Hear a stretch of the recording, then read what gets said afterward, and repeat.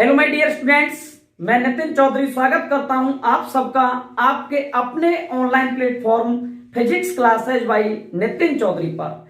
Dear students, आज हम work energy power का क्लास नंबर 3 आपके लिए लेकर आए हैं। तो डियर स्टूडेंट्स, अभी तक जिन स्टूडेंट्स ने work energy and power topic की क्लास नंबर 1 और 2 को नहीं देखा है, तो सबसे पहले इस टॉपिक की क्लास नंबर 1 और 2 को देखिए, उसके बाद ही डियर स्टूडेंट्स इस क्लास को देखिएगा। ठीक है ना, क्योंकि चीजें एक सीक्वेंस में चलती हैं। तो डियर स्टूडेंट्स, कंटेंट एक अच्छे तरीके से समझ में आता है। तो आइए डिस्कस करते हैं आज की class work energy and power. Class में टॉपिक चल रहा था work energy and power, work energy and power, work energy and power, work energy and power, that means कार्य, ऊर्जा तथा शक्ति, कार्य, ऊर्जा तथा शक्ति। तो डियर स्टूडेंट्स, इसकी क्लास नंबर 3 पढ़ेंगे आज। क्लास 1 और क्लास 2 में मैंने वर्क एनर्जी को काफी अच्छे तरीके से डिस्कस किया हुआ है। आप इस टॉपिक की क्लास 1 और 2 देख सकते हैं। तो डियर स्टूडेंट्स, मैं पिछली क्लास में डिस्कस कर रहा था एनर्जी के बारे में, और एनर्जी में हम डिस्कस कर चुके थे काइनेटिक एनर्जी, और काइनेटिक एनर्जी के बाद relation between kinetic energy and linear momentum, और काइनेटिक एनर्जी में हम डिस्कस कर चुके हैं काइनेटिक एनर्जी का फॉर्मूला किस तरीके से निकालते हैं, किस तरीके से क्वेश्चंस बनते हैं। तो आज डियर स्टूडेंट्स, मैं उसी एनर्जी को थोड़ा सा आगे बढ़ाऊंगा। तो हम आज पढ़ेंगे पोटेंशियल एनर्जी।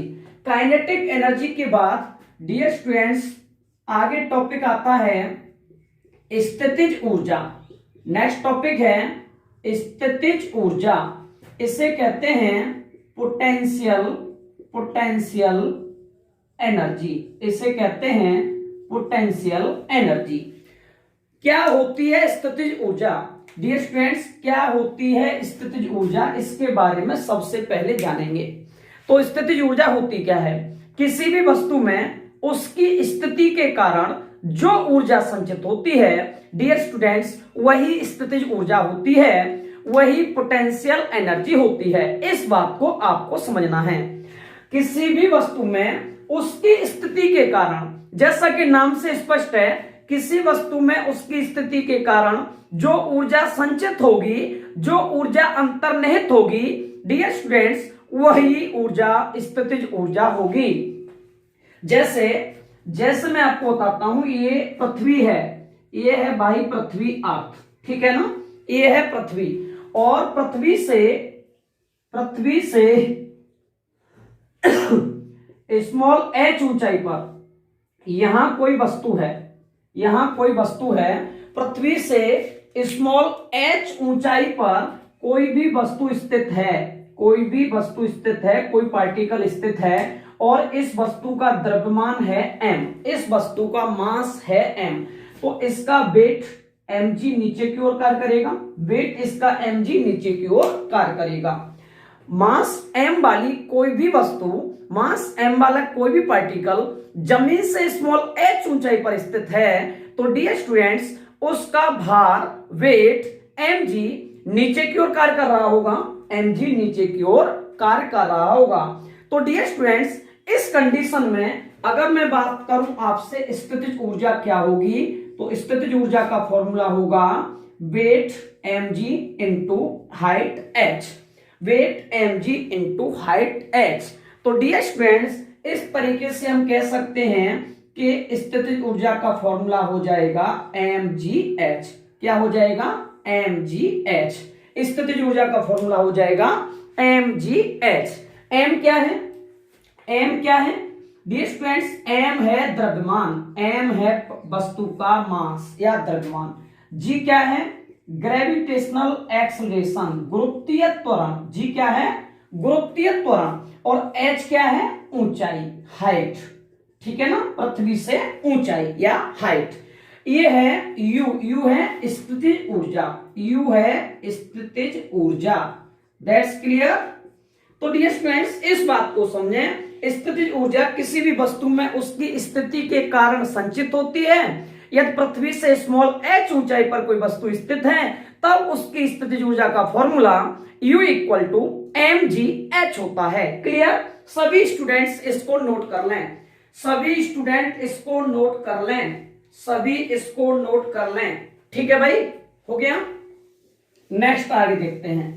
इसके बाद देखते हैं डियर स्टूडेंट्स, स्थितिज ऊर्जा तीन प्रकार की होती है। स्थितिज ऊर्जा की अगर मैं बात करूं तो इसके हम तीन टाइप पढ़ेंगे। जैसे प्रत्यास्थ स्थितिज ऊर्जा, एक होती है गुरुत्वीय स्थितिज ऊर्जा और एक होती है वैद्युत स्थितिज ऊर्जा। तो स्थितिज ऊर्जा की अगर मैं बात करूं तो तीन प्रकार होते हैं इसके।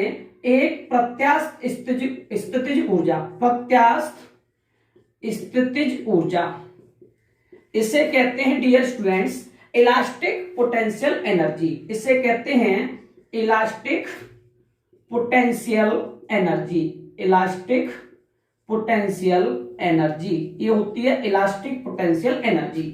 सेकंड डियर स्टूडेंट्स वैद्युत स्थितिज ऊर्जा, वैद्युत स्थितिज ऊर्जा, सेकंड होती है वैद्युत स्थितिज ऊर्जा। इसे कहते हैं इलेक्ट्रिक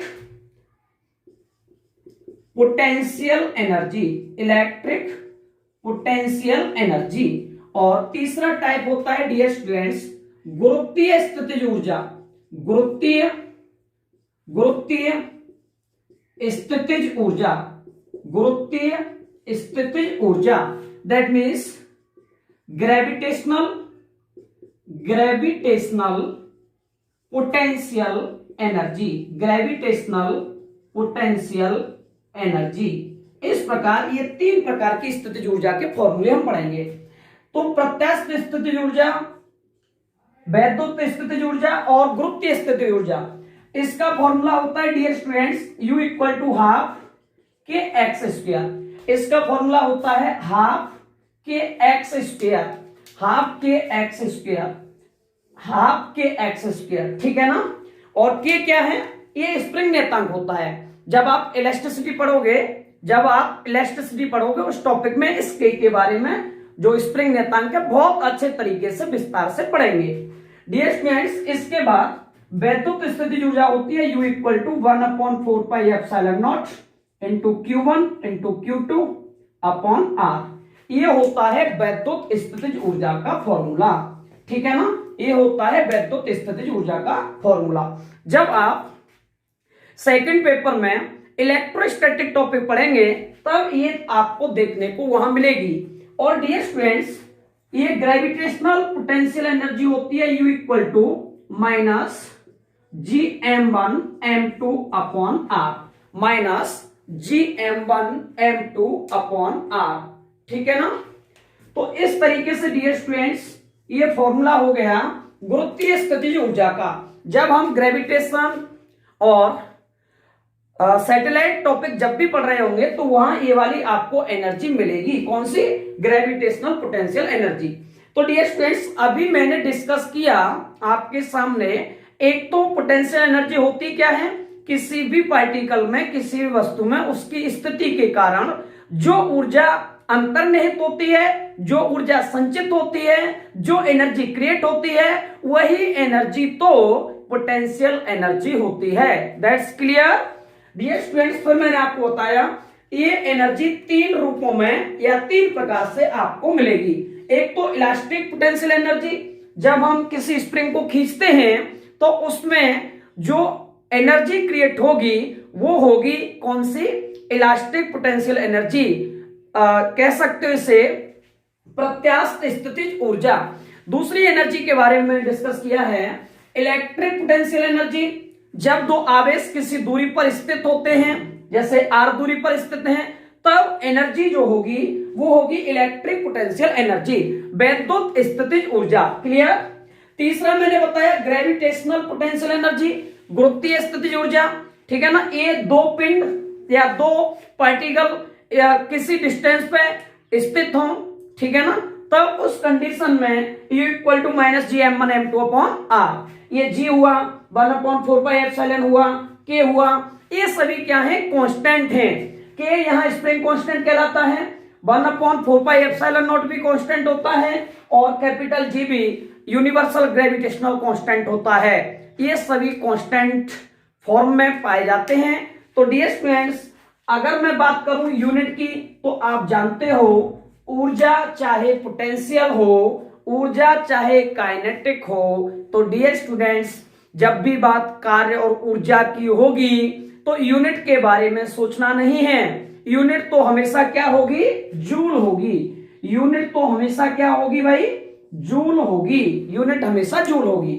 सभी स्टूडेंट्स इसको नोट कर लें, सभी इसको नोट कर लें, सभी स्टूडेंट्स इसको नोट कर लें, ठीक है ना, सभी स्टूडेंट्स इसको नोट कर लें।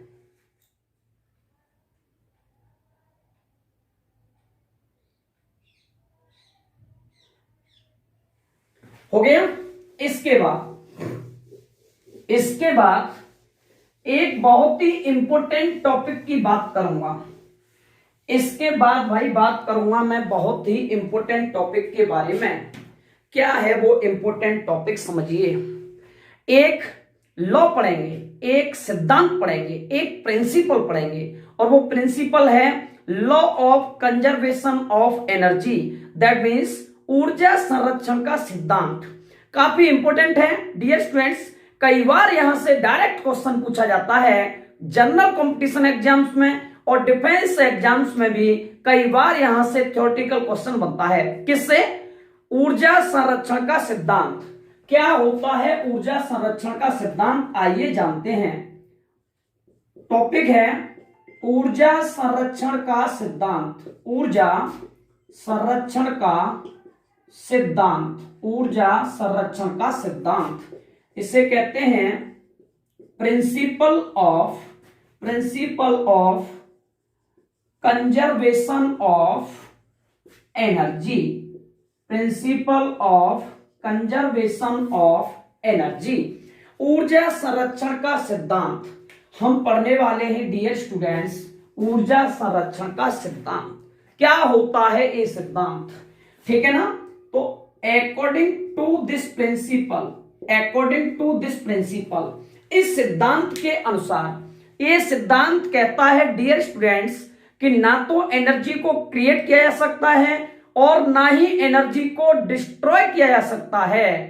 It is converted one form to another. Dear students, I mean ऊर्जा को न तो नष्ट किया जा सकता, ऊर्जा को ना तो नष्ट किया जा सकता और ऊर्जा को ना ही उत्पन्न किया जा सकता है। इसे एक रूप से दूसरे रूप में परिवर्तित किया जा सकता है।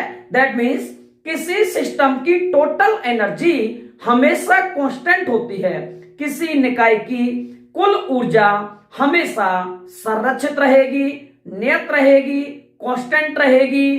Point to be noted, mind में सेट कर लीजिए भाई साहब कि एनर्जी न तो उत्पन्न की जा सकती, एनर्जी न नष्ट की जा सकती, एनर्जी को तो केवल एक फॉर्म से दूसरे फॉर्म में कन्वर्ट कर सकते हैं, एक रूप से दूसरे रूप में परिवर्तित कर सकते हैं। ऊर्जा को कभी नष्ट नहीं कर सकते, ऊर्जा को कभी प्राप्त नहीं कर सकते। ये कहता है ऊर्जा संरक्षण का सिद्धांत, ये कहता है law of conservation of energy. Clear dear students, ऊर्जा का न तो सृजन किया जा सकता, ऊर्जा का न तो विनाश किया जा सकता, इसे एक रूप से दूसरे रूप में परिवर्तित किया जा सकता है। यह सिद्धांत कहता है कि ऊर्जा उत्पन्न ना तो उत्पन्न की जा सकती और ऊर्जा न तो नष्ट की जा सकती, और इसे एक रूप से दूसरे रूप में क्या कर सकते हैं, परिवर्तित कर सकते हैं, चेंज कर सकते हैं। Is that clear? Is that clear? सभी के समझ में आ रहा है कि नहीं? बोलो भाई हाँ या ना, ठीक है ना। तो ये है एनर्जी का कंजर्वेशन लॉ। एनर्जी को ना तो क्रिएट कर सकते, एनर्जी को ना तो डिस्ट्रॉय कर सकते। It is converted one form to another. That's clear. सभी स्टूडेंट्स इस बात को समझ लें। अब ऊर्जा को परिवर्तित करने के लिए, एक रूप से दूसरे रूप में चेंज करने के लिए डियर स्टूडेंट्स कुछ इंस्ट्रूमेंट की रिक्वायरमेंट रहती है, कुछ इंस्ट्रूमेंट बोले तो उपकरण की आवश्यकता होती है। जैसे मैं बताता हूं आपको, जैसे मैंने बोला वैद्युत ऊर्जा को यांत्रिक ऊर्जा में चेंज करना है, वैद्युत ऊर्जा को यांत्रिक ऊर्जा में चेंज करना है, तो किसके द्वारा चेंज करते हैं भाई? मोटर के द्वारा। किसके द्वारा? मोटर के द्वारा। वैद्युत ऊर्जा को चेंज करना है उसमें ऊर्जा में, तो किसके द्वारा करते हैं? तो हीटर के द्वारा। वैद्युत ऊर्जा को चेंज करना है प्रकाशीय ऊर्जा में या प्रकाश ऊर्जा में, ठीक है, तो किसके द्वारा करते हैं? वैद्युत बल्ब द्वारा, ठीक है ना। ऐसे ही अगर यांत्रिक ऊर्जा को चेंज करना होगा वैद्युत ऊर्जा में, तो किसका यूज करेंगे? डायनामो। किसका यूज करेंगे? डायनामो।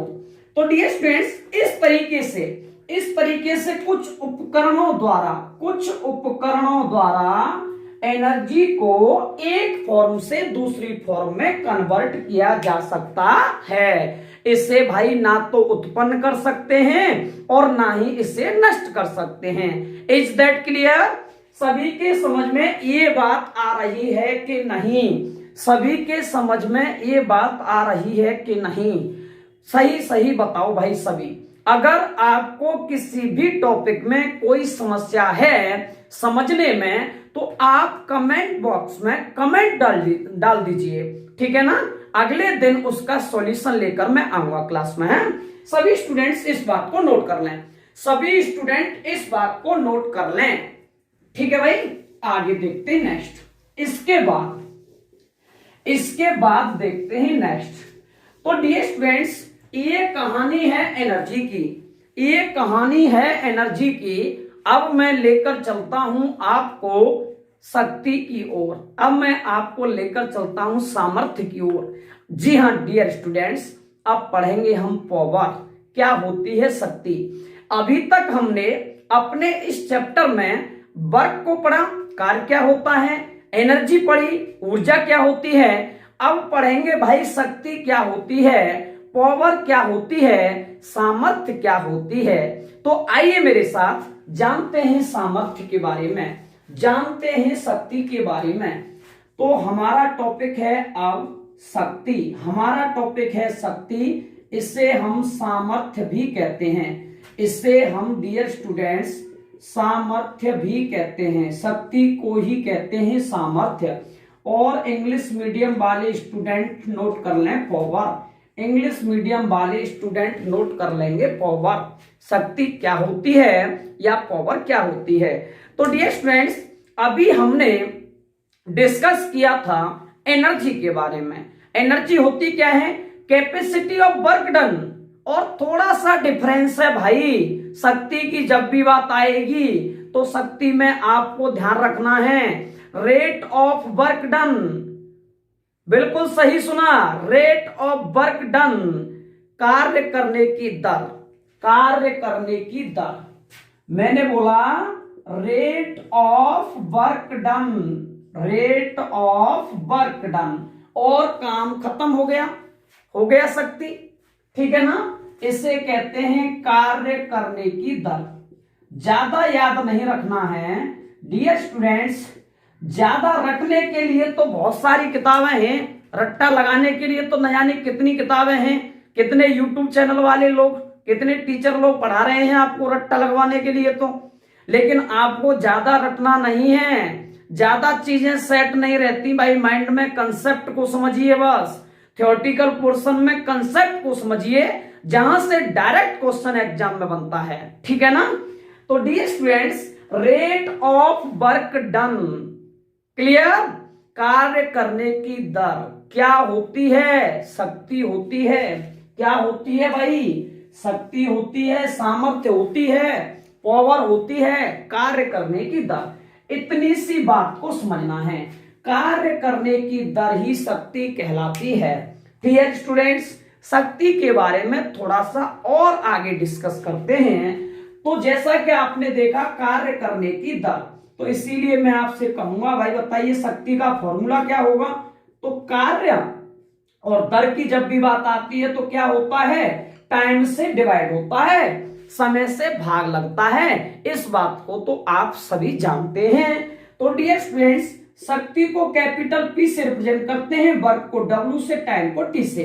तो P equal to W upon T, P equal to W upon T। ये फॉर्मूला किसका हो गया, सामर्थ्य का हो गया, शक्ति का हो गया। अब मैं बात करूं कि इसके मात्रक क्या होते हैं भाई, शक्ति के मात्रक के बारे में बात करूं तो m के सिस्टम में शक्ति का मात्रक होता है W, कार्य का जूल और समय का सेकंड, जूल पर सेकंड। और एक जूल पर सेकंड कहलाता है भाई एक वॉट। क्या कहलाता है, एक वॉट कहलाता है, एक वॉट कहलाता है। तो शक्ति का m के सिस्टम में जो यूनिट होगी डियर स्टूडेंट्स वो क्या हो जाएगी, वॉट हो जाएगी, एक वाट हो जाएगी, या इसे हम कह सकते हैं जूल पर सेकंड। सीजीएस सिस्टम में शक्ति की यूनिट होती है अर्ग पर सेकंड। क्या होती है, अर्ग प्रति सेकंड, ठीक है ना। इसके बाद शक्ति कैसी राशि है, शक्ति कैसी राशि है, अदिश है या सदिश। तो डियर स्टूडेंट शक्ति एक अदिश राशि होती है। कैसी राशि होती है, अदिश राशि होती है, स्केलर क्वांटिटी होती है। पावर एक स्केलर क्वांटिटी होती है, इस बात को आप ध्यान में रखेंगे। इसके बाद डियर स्टूडेंट्स अगर मैं बात करूं कि पावर की डायमेंशन क्या होती है, विमा क्या होती है, तो वर्क की डायमेंशन और टाइम की डायमेंशन। वर्क की डायमेंशन होती है ml/t-2 और टाइम की डायमेंशन होती है t। तो ये हो जाएगा डियर स्टूडेंट्स ml/t-3, ml/t-3। ये हो जाएगी डायमेंशन किसकी, पावर की। शक्ति की विमा हो जाएगी ml/t-3। क्लियर। इसके बाद डियर स्टूडेंट्स अगर मैं बात करूं शक्ति के कुछ अन्य मात्रक के बारे में, कुछ अदर यूनिट के बारे में, तो इसकी कुछ अदर यूनिट्स भी होती हैं, कुछ अन्य मात्रक भी होते हैं इसके हैं। जैसे 1 किलोवाट, 1 किलोवाट होता है 10⁻³ वाट। 1 मेगावाट, 1 मेगावाट में होता है 10⁻6 वाट। 1 हॉर्स पावर या 1 अश्वशक्ति डियर स्टूडेंट्स ये होता है 746 वाट है, 746 वाट। ये अदर यूनिट है किसकी, शक्ति की। अब मैं बात कर रहा हूं शक्ति के दूसरे फॉर्मूले के बारे में। मैंने कहा बल के पदों में शक्ति, मैंने कहा बल के पदों में शक्ति, मैंने कहा भाई बल के पदों में शक्ति का मान क्या होगा। जब बल दिया हो तब शक्ति का फॉर्मूला क्या बनेगा। तो डियर स्टूडेंट्स हम जानते हैं P बराबर W अपॉन T और W होता है कार्य बराबर मैंने आपको बताया था F(s cos theta) upon T। और dear students F dot S upon T, ध्यान से समझिएगा, S अपॉन T को मैं साथ में लिख रहा हूं into cos theta. S upon T आप बताइए विस्थापन बट्टे समय, विस्थापन बट्टे समय किसका फॉर्मूला होता है भाई बताइए सभी लोग। Displacement upon time, that means displacement में चेंजिंग, ठीक है ना, परिवर्तन। तो विस्थापन में परिवर्तन की दर ही क्या होती है भाई, वेग होती है, वेलोसिटी होती है। इस बात को तो आप सभी अच्छे से जानते होंगे।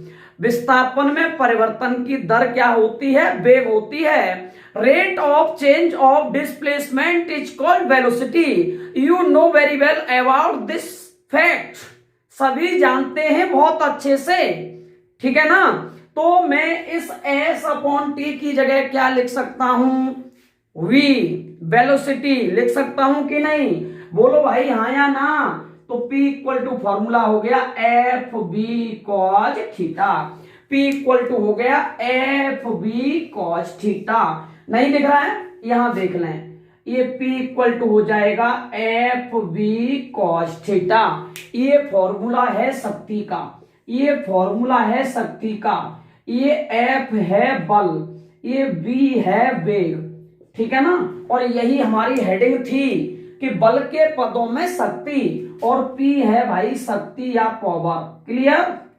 जब भी आपको फोर्स और वेलोसिटी दे के रखेगा तो शक्ति का या पावर का फॉर्मूला आपको लगाना है एफ बी कॉस थीटा मेरे भाई। क्लियर है? Is that clear? सभी इस बात को समझ लें, सभी स्टूडेंट इसको नोट कर लें या इसका स्क्रीनशॉट ले लें। शक्ति क्या होती है? तो कार्य करने की दर ही शक्ति होती है, ठीक है ना। शक्ति का फॉर्मूला क्या होता है? कार्य बट्टे समय होता है, P इक्वल W/T। इसका मात्रक एम के सिस्टम में जूल पर सेकंड या वॉट, इसका यूनिट सीजीएस सिस्टम में अरब पर सेकंड। ये कैसी क्वांटिटी है? तो ये स्केलर क्वांटिटी है, अदिश राशि है। इसका विभव सूत्र क्या होता है? mL/T-3 होता है। इसकी अदर यूनिट 1 किलोवाट में 10⁻³ वाट, 1 मेगावाट में 10⁻6 वाट, 1 हॉर्स पावर में 746 वाट। इस बात को आपको समझना है। इसके बाद बल के पदों में शक्ति का जब भी फॉर्मूला पूछेगा तो P equal to F B cos theta, जहां F बल है, B वेलोसिटी है, थीटा F और B के बिटवीन में कोई एंगल है, कोई कोण है। हो गया शक्ति का रिवीजन? हो गया शक्ति का रिवीजन? बताइए भाई हाँ या ना। एकदम चीजें क्लियर से समझ में आ रही होंगी।